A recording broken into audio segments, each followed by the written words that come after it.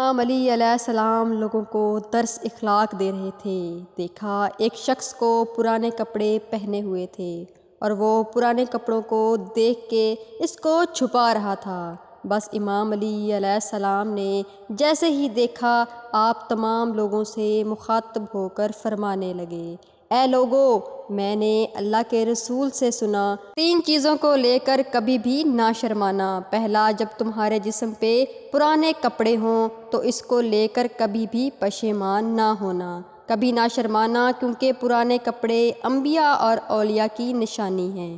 پرانے کپڑے انسان میں تکبر کو ختم کرتے ہیں اور انسان کی روح کو طاقتور بناتے ہیں۔ دوسرا، غریب دوست پہ کبھی شرم محسوس نہ کرنا، کیونکہ میں نے اللہ کے رسول سے سنا ہے اکثر وفادار دوست غریب ہوتے ہیں۔ اور تیسرا، بوڑھے والدین پہ کبھی شرم محسوس نہ کرنا۔ یاد رکھنا، جو انسان بوڑھے والدین پہ فخر کرتا ہے، ان کی خدمت کرتا ہے، تو آخرت میں یہی ایک عمل اس کے جنت میں جانے کے لیے کافی ہے۔